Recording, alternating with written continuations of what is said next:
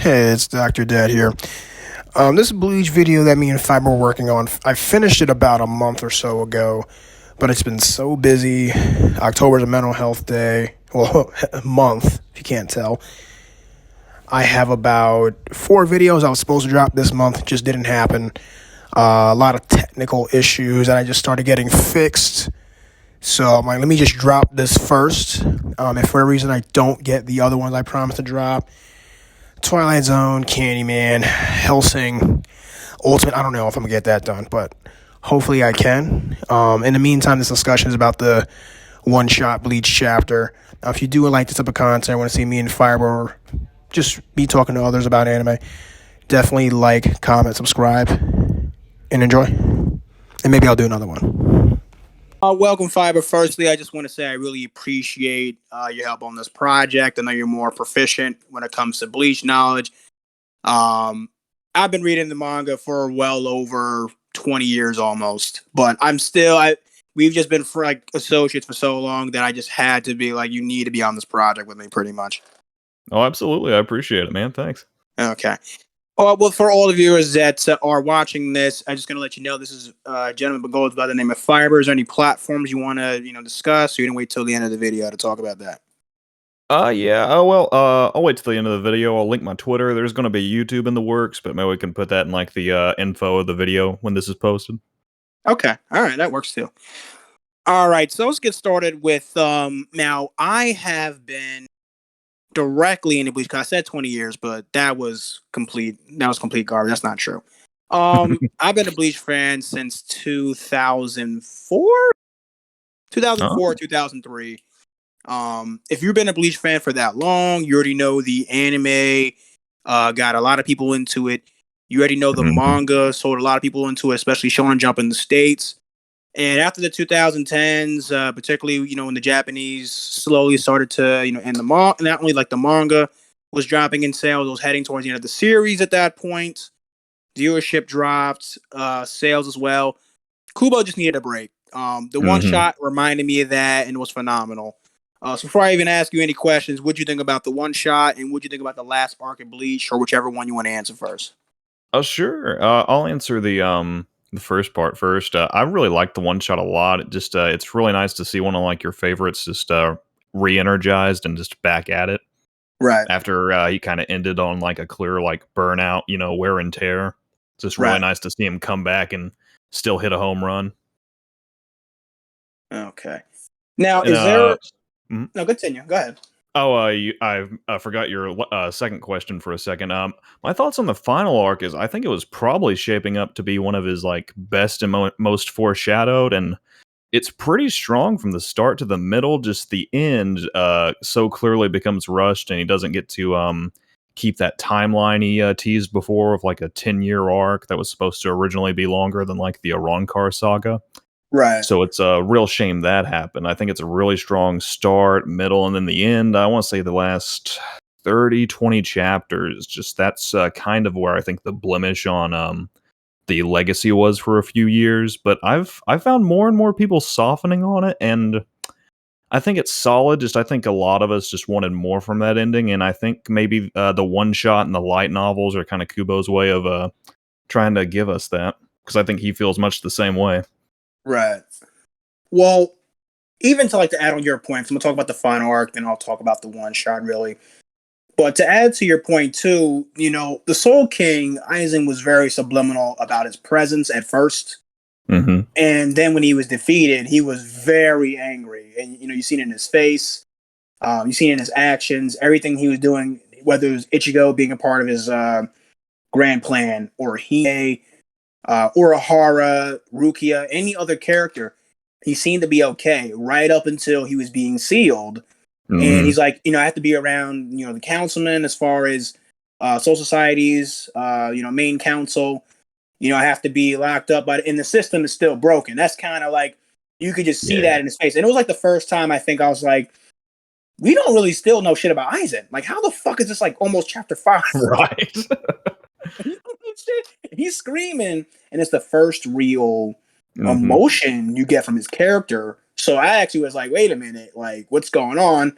And Kubo kind of dragged that out. He brought him back. towards the end of the war, and for the most part, he was really there to finish off Sure. If I the can add to Asgard that thing. real quick, Yeah, go ahead.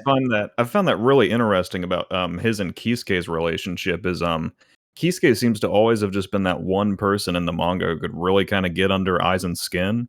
I mean, Right. they hint at it a bit more with Ichigo toward the end, where he's like saying how he's a hard guy to forgive. But Kisuke is just always the one who seemed to like prod him the most and actually get him to show that rare emotion. And I guess it's just Yeah. because they're kind of like two sides of the same coin. They're like the greatest intellects in Soul Society. I guess you could Right. put an asterisk and maybe include Mayuri, but that's about it. Right. So I've always found their dynamic just very interesting in the series, and that's basically all I wanted to add. Well, I mean, even to like follow up onto that point, speaking of Urahara, because I can't say verbatim what he said, but even Urahara, you can see in his face, as well as from what Aizen said to him directly. Hey, these are people that I uphold the system, basically. Like Urahara is Mhm. clearly like they're clearly polar opposites, yet they do the same fight. And he's like, you understand who these people are. You understand how Soul Society was built. You understand how everything is set up in this world, and you know it needs to be broken. That you sit here with all this power and this status, and you pretend to be some bum and some shot. That's literally why he was upset. He's like, you're pretending like you don't know, and I know you know. And he made it Mhm. very clear you serve them when you should be working with me as an ally. And if they didn't have you as an ally, he basically made it very clear without Urahara, Ichigo wouldn't have done what he was able to do, which I want to say I strongly agree with some slight arguments against that, but I completely understand where Aizen's character Sure. is coming from And with that. I think that's part of what gets him so outraged is just he sees the squandered potential because he recognizes that Kisuke is the only one who has like an intellect that possibly exceeds his own. And he's Right. like, why are you squandering that? Why are you not a revolutionary like me trying to shake up the status quo and just change everything, flip the table? Yeah, and it gets to a point where when he's even freed, like he loses that level of smugness, Mhm. but he's still very, very omnipotent, I would argue.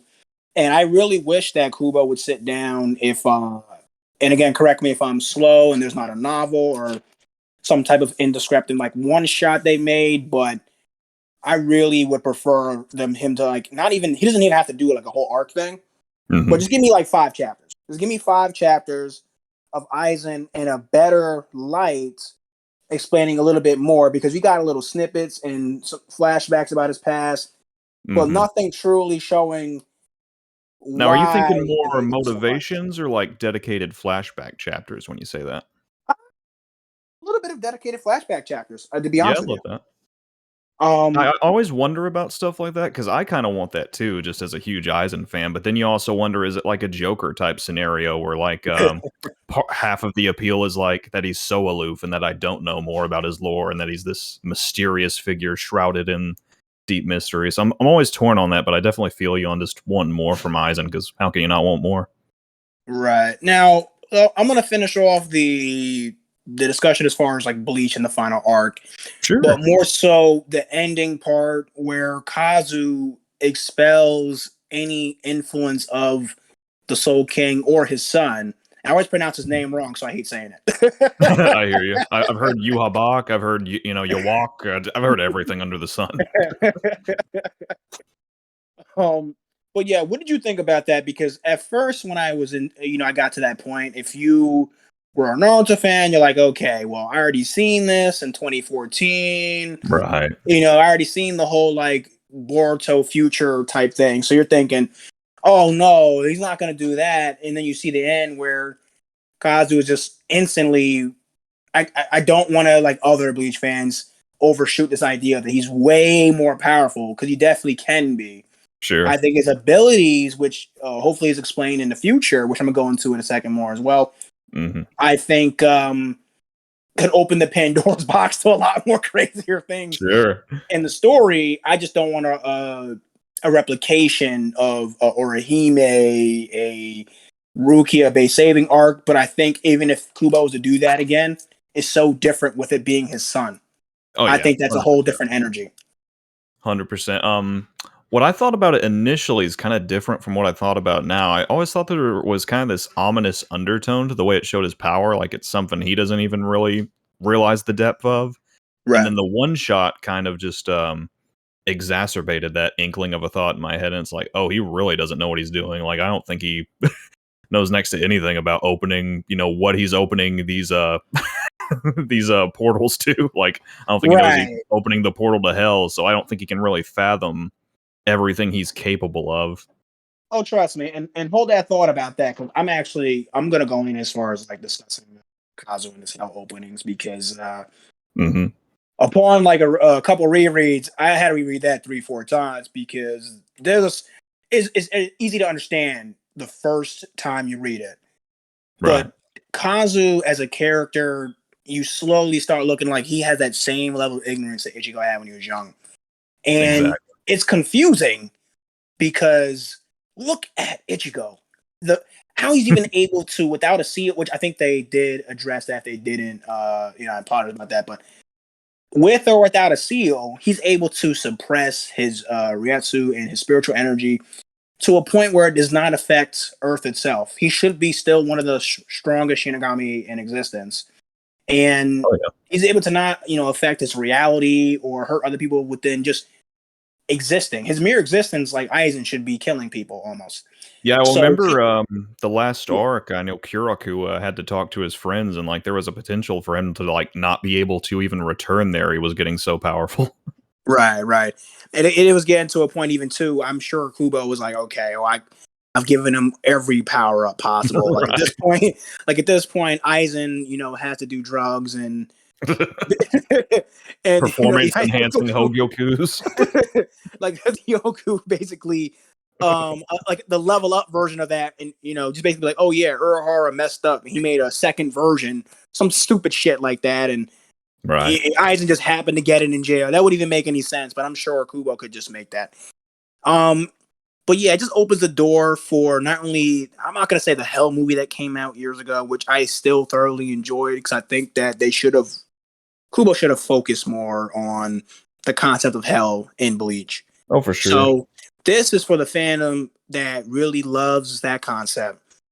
Whether you've seen the movie or you have seen Burn the Witch or these other one-shot projects, you're already very well invested in Bleach. So Kazu just opening gates to hell with a smile on his fucking face. Oh yeah, Like, it's so wild, and how can you not love it? yeah. The funny thing is the joke right now on the internet is like, Aizen, like, I already seen a meme, which I wish I could find it again, but I already seen a meme of Aizen, with his hands out going, my true son Kazu, open the gates, just like my original plan, my true plan. All according to Kakaku. Oh man. Now I wonder, what are your thoughts on this? I wonder if I'm assuming. Do you think Ichigo and Orihime know their son's powers have already what's the word come to be? Like they've already started to show, or do you think that's just something Ichika's seen as we see at the well, end of the last chapter? well, Ichika, see, when Ichika was just play fighting with Ikaku, right? My Mm-hmm. first thought was, okay, well, she is very similar to Renji as her father. That's her father, For obviously. sure. So she's very similar to him. They're playing around, and when Kazu is in the same vicinity as her, and they had a conversation together, she doesn't seem to truly like. She understands who Ichigo is, so to speak, but not really. She Mm-hmm. understands that her mother and her father are very proficient in Earth, doesn't understand Earth things. They got the whole TV, and Oh which was like yeah. the most interesting part. She's like, "Oh yeah, I watch TV shows and soap operas and shit." And she goes like, "I don't care." Yeah, and Like, Yuri was like a whole boomer about it. Like he was like upset with Urahara, and that was some good comic relief. How he was kind of pissed at Urahara for like bringing the future to Soul Society with all the new tech. yeah, he's just like, you might as well just make a business or horror because I really don't understand why you're doing that. But I think Achika, not only do I think she has a limited understanding like Kazu does, I think she Hmm. may also, and it's only because in the story, correct me if I'm wrong, I don't recall two Shinigami having children. That's just from my recollection. Oh, And yeah, I even mean, I if don't think we've ever seen that, yeah.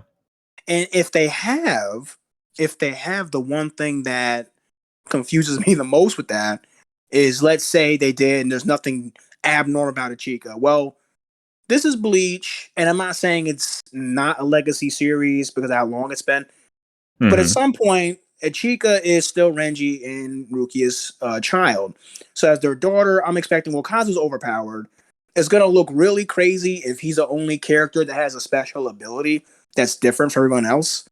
So I have a Right. strong belief that Ichigo, even though she's a little more ignorant due to it, like, she lived in the social society for as long as she has, I think just like the abilities that Aizen acquired um, from using the Hyogoku, basically, I think that she, just from being descendant of Rukia, may possibly, this is just a random theory, but I Mm. think it's possible that she may have earned something from that, or nothing at all, and she's a normal Shinigami mixed child. I really just don't even know what to call that, because how did two death gods have children? I mean, I Right. get it. I get it from that of the folklore of the series, but Mhm. physically is like, is she Yeah, an the actual closest, physical body? Is she a spirit? Like what?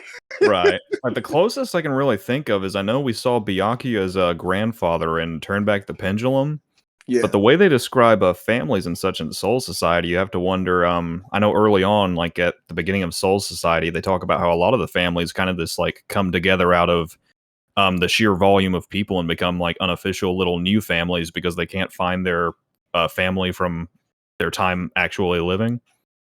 So they kind Yeah. of form like new family units. So you wonder like how many people are like actually, related by blood or how many just met in Soul Society. I'm guessing a Byakuya is an official Kuchiki because there's never like a line about him being adopted like they did with Rukia. Right. So Right. there's Well, I guess it can be implied that his grandfather Ginrei had a kid and then that kid had Byakuya, but that's about as deep as it goes to my knowledge. speaking of that, I've actually been thinking about it. See, I've been seeing a lot of people discuss too the the entire family line from Byakuya's side.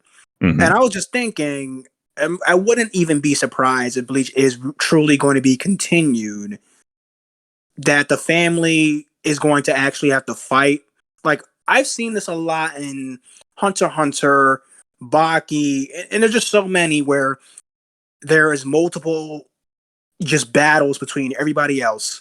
Hmm.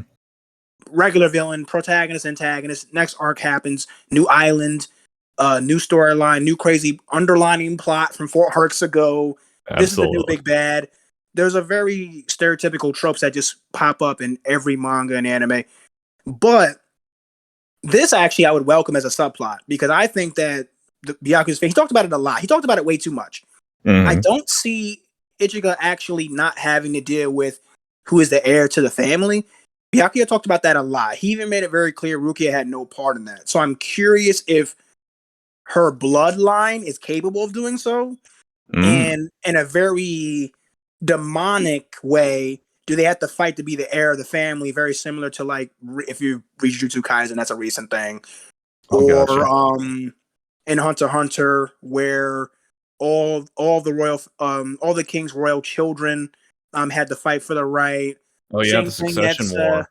Yeah. exactly, and the same thing, which I still haven't caught up on it, but supposedly that's in Baki too, which sounds crazy because Mhm. all how many children does that man have? But like, Goodness. I get he was in the military, but sheesh. But shit. Um, but no, I'm actually thinking that that's a possibility. Just what do you think? Like, is that something that you'd be visually interested in, or you I wouldn't can really care too see much? that. I think it definitely fits with the lore because there's a whole bunch of, blood for blood. I mean, even how Kenpachi became a captain and the whole history of the Kenpachis, the original founding of like the Gotai 13. I mean, Right. that's kind of how they came to be. They were just a bunch of like bloodthirsty outlaws initially, and they kind of got more refined and civilized with time. So I could definitely see that being an age-old tradition among the royal families who seem to be more and more sketchy the more we learn about them. Yeah, like the Kuchiki family is something that Aizen was very direct and subtle about when it came to the four noble clans of Soul Society. Because I already know he's like the 28th head. It's just, Mhm. how do they just determine the next successor? And has she been training to be prepared or prepped to be the next success? I don't. That's what I'm saying, because her training just seemed kind of like, why would they want her to be doing the same thing?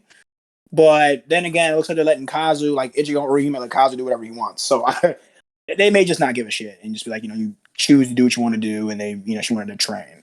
Mm-hmm. My theory is I would love seeing something like that, but I need to guess. I need to hear how long Kubo's planning to make this. I'm hoping there's an announcement, because I'm Yeah. wondering how much you can cover. Because there's just so much potential, probably more so than any arc has ever started with in this series. I'm good with one big saga that ends in 5 years. That's my Yeah, personal that would be opinion on great. that. Give me one big saga, answer some old questions, tie all the Hmm. loose ends together, and just wrap it up. And if you want to drop the new anime after the remake, supposedly, which I look until I see a super big trailer with Right. Suga Ten shows out the ass, and then a spoiler about the final arc. Because again, I'm expecting because these companies love to do this. They love to say they're making a final arc to something, and then, like, for instance, with Bleach right now, if I looked it up, I wouldn't be surprised. They did it with the Dragonball. They did it with re-edition versions of One Piece, where they will re-air specific episodes based on the time slot or an arc that leads up to like a new version of something. So I wouldn't be Yeah. surprised if, like, right now on certain channels like TV Tokyo, they're already replaying old Bleach arcs leading up to the when it's supposed to be released. So people try to say, "I don't know what you're talking about. I never seen this." We already re-aired Mhm. it, and we already They're sold you the trying to merch. combat that. Yeah. Totally. Let me just hit you with the last couple of questions, Hmm. so we don't make this 10 hours. Um, One is, what did you think about the ritual, the Kanzo Resai? Particularly the ceremony they set up for the captains who died 12 years after their funerals, Hmm. which I think is very, very plot specific.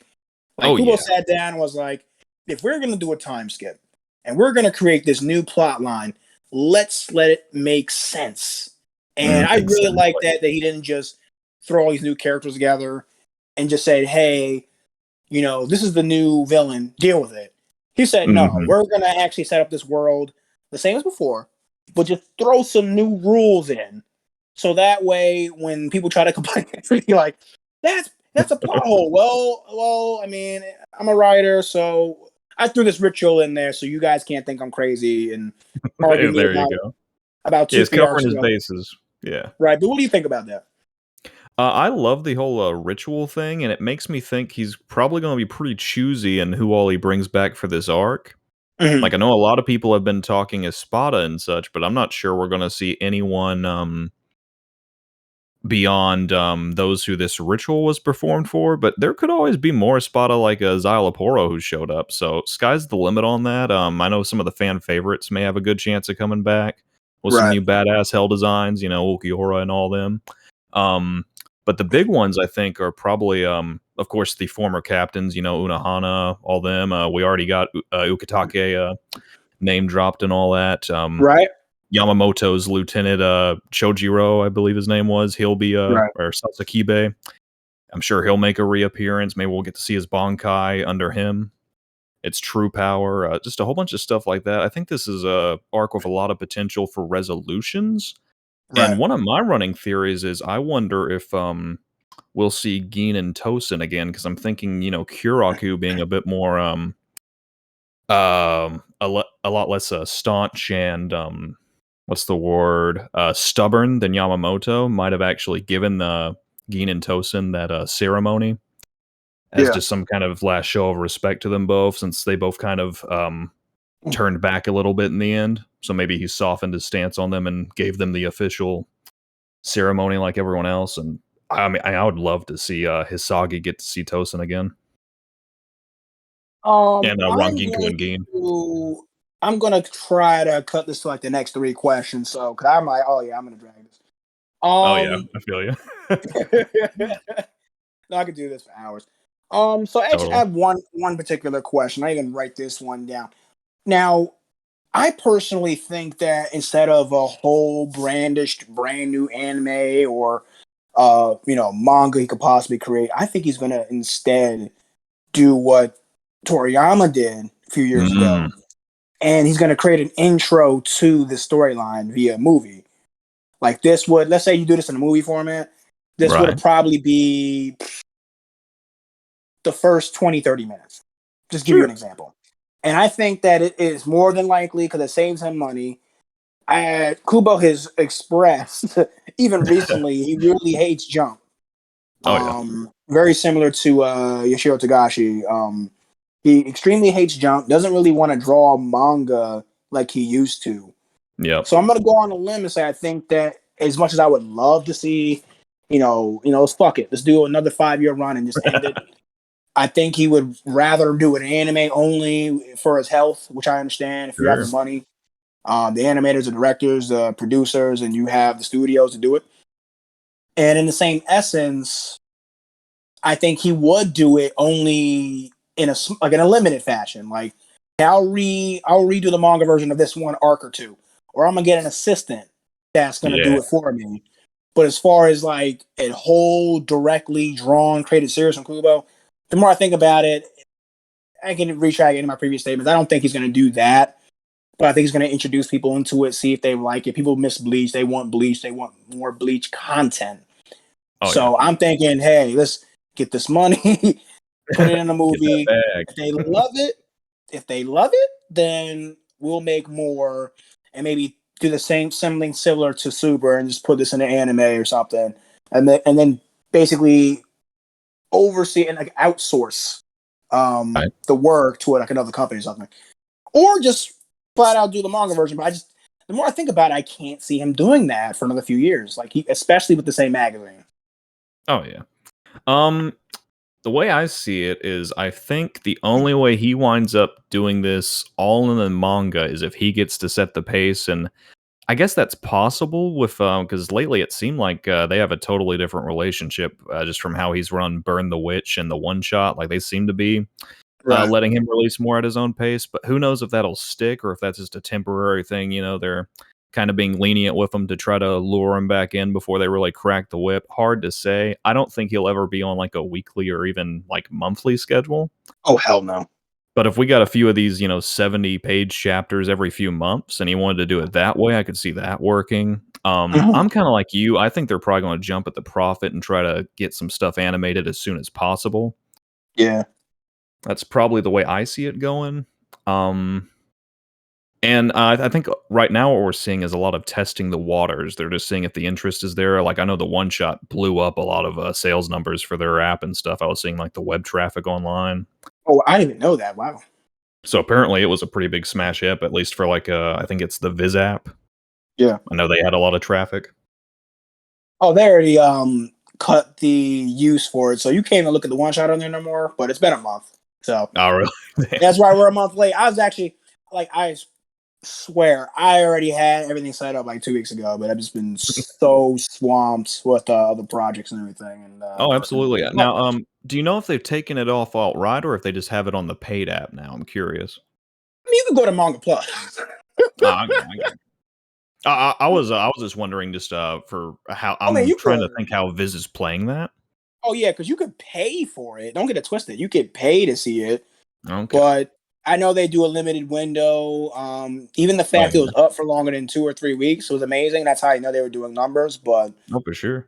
Oh, now they're telling you got to join. I mean, it's not expensive. Well, I wondered if they were even letting you pay for it, because I wondered if they were trying to make it seem like really limited and maybe they just took it off the app outright. If they were doing that, that's kind of a ballsy move.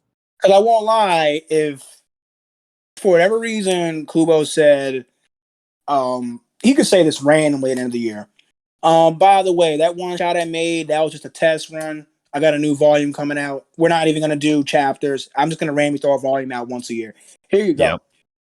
That would give me a heart attack, and then I would buy it because that is how you market, and that's when you supply and demand. In that point, I know majority of fans are going to be jumping to bookstores, and if not bookstores, are ordering off Amazon or wherever else they get their manga from instantly. They hear that. So. I think Kubo played it really smart because he's kind of in a position of power now. I think it's kind of what I wish Kishimoto had done a bit more. If Naruto like let the IP rest enough for people to get hungry for it again. Yeah.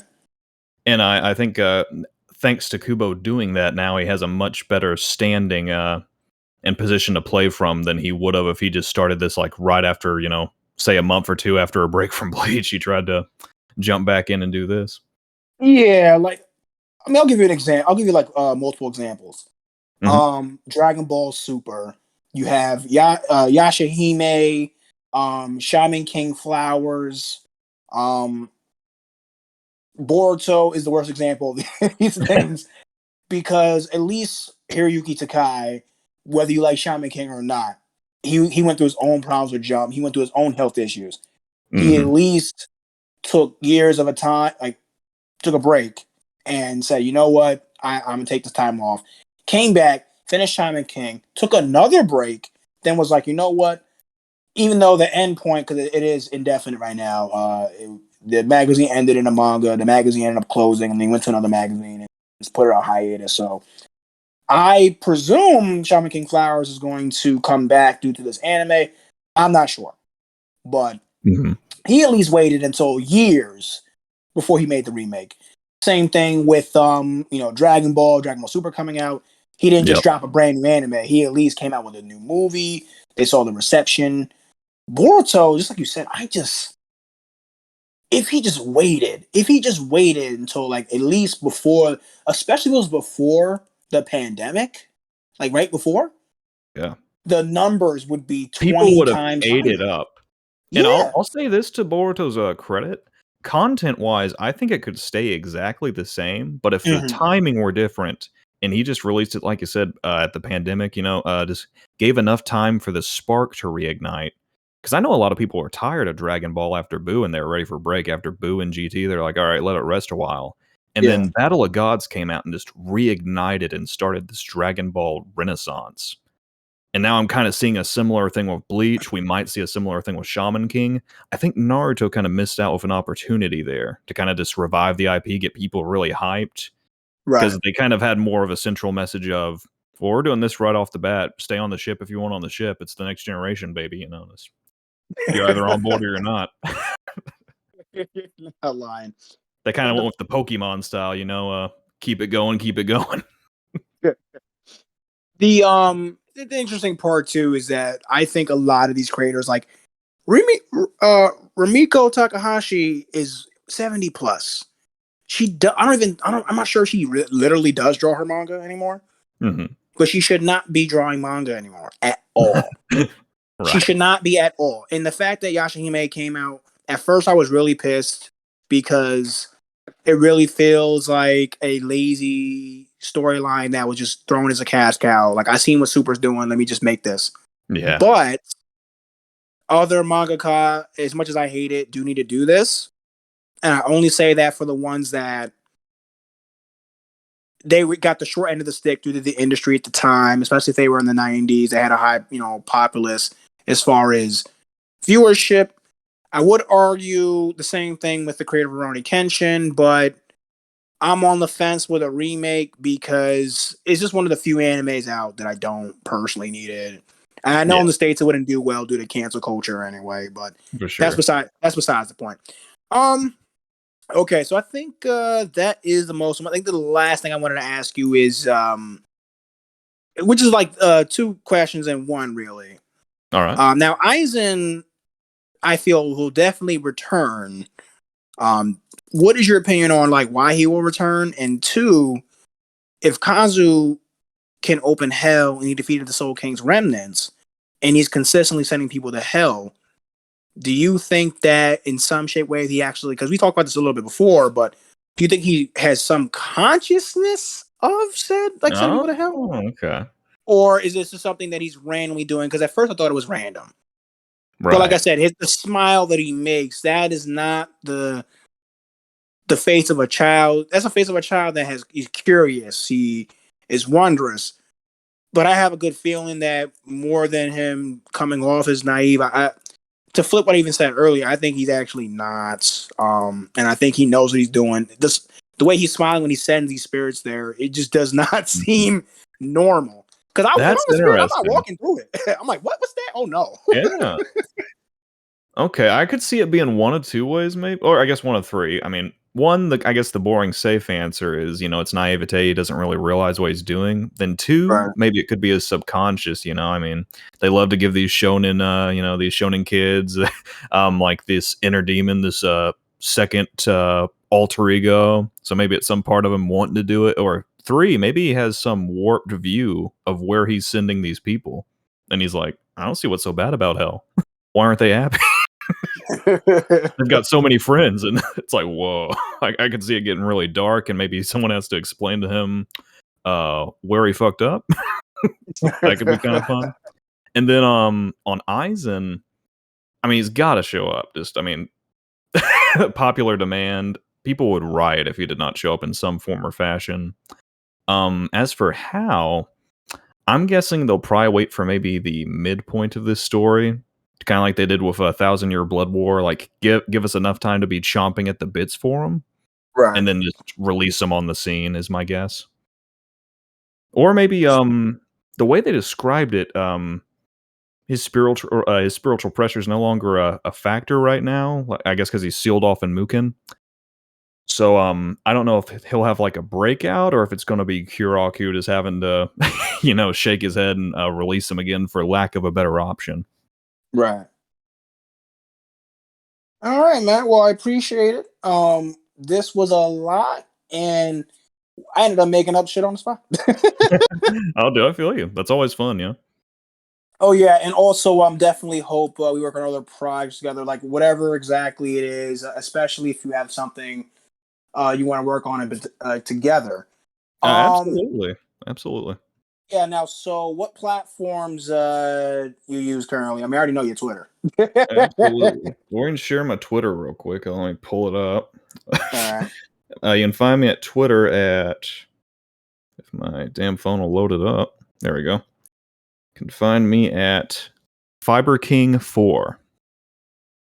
I'm Twitter user FiberKing4. Just put the at before that and you'll find me there. And I'm going to have a YouTube video up hopefully within the week, and we'll see about getting that posted in the info, or I'll post it as a comment below the video. We'll do something like that. I'm trying to get on the YouTube scene here soon, and we can do some collabs and stuff like that. Oh yeah, bet, bro. And thank you again for your time. I really appreciate it. We're gonna work on other projects together soon. And you have a good one. Yeah, you too. Thanks. All right.